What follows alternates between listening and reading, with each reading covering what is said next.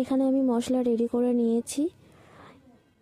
মুরগির ছাল, স্টোমাক, দেখো এখানে আলু পেঁয়াজ আমি কেটে নিয়েছি। মশলাও রেডি হয়ে গেছে। কড়াইয়ের মধ্যে দিয়ে দিয়েছি ফোড়নে শুকনো লঙ্কা, তেজপাতা এবং জিরে। এবার আমি পেঁয়াজটা দিয়ে দিলাম। পেঁয়াজ দিয়ে ভালো মতন করে নাড়িয়ে নিচ্ছি। পেঁয়াজটা ভালো করে দেখো ভাজা হয়ে গেছে আমার। এবার আমি মশলাটা দিয়ে দিয়েছি।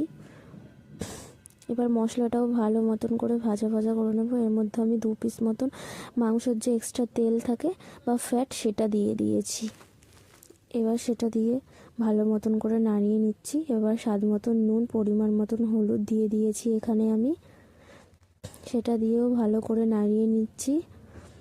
এখানে দেখো মশলাটা সুন্দর ভাজা ভাজা হয়ে এসেছে। এবার আমি ভালো মতন করে নাড়িয়ে নিচ্ছি। এবার আমি দেখো মুরগির ছাল, স্টোমাকগুলো দিয়ে দিলাম, সঙ্গে আলুও দিয়ে দিয়েছি একবারে, যাতে সিদ্ধ হয়ে যায়। এবার এটা দিয়ে আমি ভালো মতন করে নাড়িয়ে চাড়িয়ে নিচ্ছি এখানে। এবার আমি ঢেকে দিলাম। দেখো মাংস থেকে জলটাও ছেড়ে দিয়েছে। এবার আমি সুন্দর করে নাড়াচাড়া করে নিচ্ছি।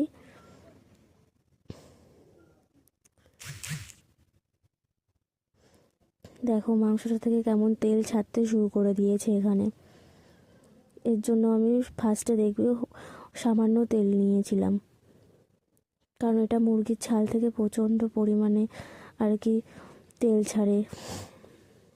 জলও দিয়ে দিয়েছিলাম পরিমাণ মতন আমি। এবার গরম মশলাটা দিয়ে ভালো মতন করে নাড়িয়ে চাড়িয়ে নিচ্ছি। আমাদের